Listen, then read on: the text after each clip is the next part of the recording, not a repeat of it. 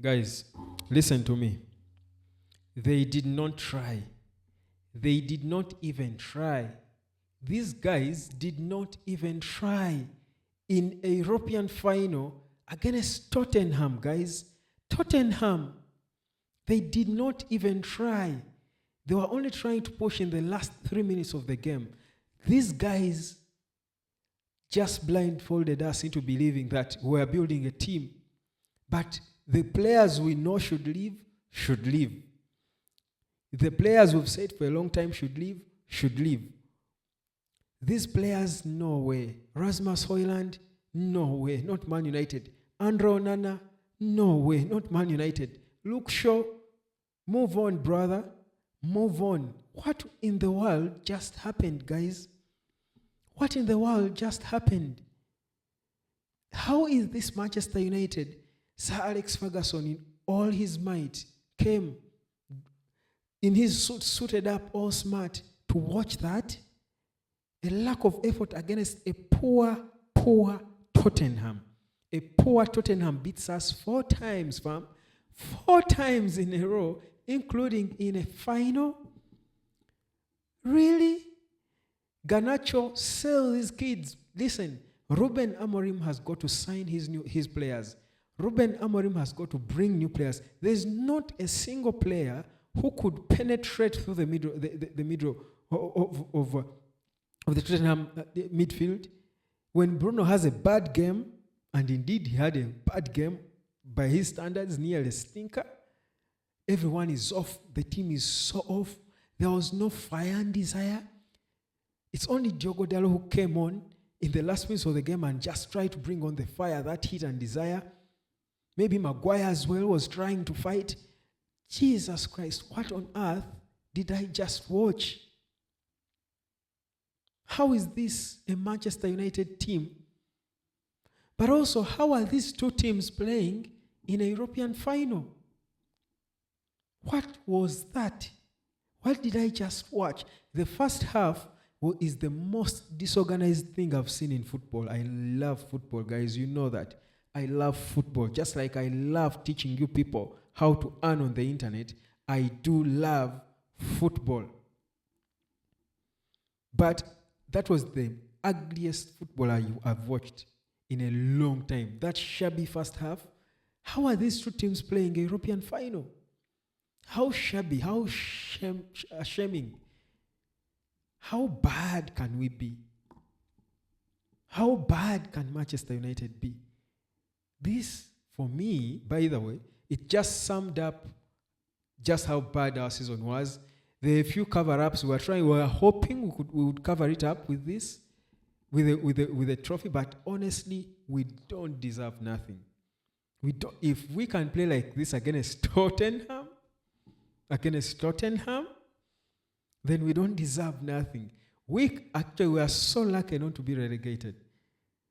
You know, we can just properly swallow humble pie and just go into our preseason, hope that Ruben Amorim does the right business, because Patrick Dogu's game, honestly, but I don't want to blame Dogu yet because he's in a bad team, but there are things he does. His final deliveries is wanting. It's so wanting. You don't keep hitting balls in people's bodies as a winger. No, you don't do that. And he sort of plays carelessly, like he doesn't care. He's just doing his things in his own world. You know? Quite an ugly look for a professional footballer.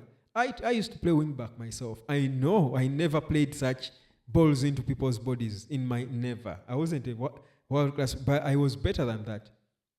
You've got to be smart as a footballer. Lenny Yoro, you're in a moment where you're chasing for a goal. You've got a ball in a good position, yards ahead of you. Amad Diallo on his left foot is next to you there. What business do you have trying to shoot when Amad Diallo is there? Are you a better shooter than Amad Diallo? Where is the game intelligence from these players? Where is the football intelligence? Are they educated about football? They were all panicking in the first half. How do you have such a pressure? How do you panic like that against Tottenham, fam? It's Tottenham. You're Man United. You just played well against Chelsea. You can't panic like that. They were all under pressure in the first half. Maguire almost giving away silly goals. I mean, Andrew Onana was, undecided, poor communication between Onana and Yoro and whoever. They were all disjointed in the middle. It was such a mess, fam. It was such a mess. I'm sure these players, Amorim will go back with his team, analyze this game, and they'll go like, what in the world was this? What in the world was this? What a shame. What a shame to Ruben Amorim. Then Amorim also, I think he also failed to know what to do, because for me, honestly, Amorim's substitutions were confused. They were confused substitutions. I will be honest with you. Because Kobe is on the bench. Kobe has been consistent in the past couple of games off the bench, impacting games. This is a final. You're looking for goals. And you're keeping Kobe on the bench because of a half-fit Joshua Zirkzee. Yes, Zirkzee is good. I'm not saying Zirkzee shouldn't have come on. But Kobe has been, he's the reason Man United is in this final. And people can say, I love Kobe. But we've seen it consistently in games, him coming off the bench, at times with Mount. And they too have changed the tempo of the game. Have changed the game. What on earth was happening? Everything was a mess. Amorim said he trusted his players. They prepared. Where is the preparation? Guys, a massive clean out is supposed to happen. Massive, serious clean out. Otherwise, we are so far off, guys. Man United is so lucky not to be relegated, because this performance, for me, summed up what the season has been like. The only good football Man United played was when Tottenham were defending the last minutes of the game, because, of course, Tottenham were just being organized and containing the game. So Man United were just passing the ball all around Tottenham like this. No player who can open up such a work midfield like Tottenham. Then in the last minutes, they're trying to swing in crosses, panicking. You want to score what? In the last minute of the game? What business were you having just playing so terribly like that all the other minutes? Oh, goodness. I'm lost for words. I've said so much before this game that I'm honestly completely in shock at what I've watched, I've just witnessed. I will not write home any positive. Nothing to write home about for me. What a shame.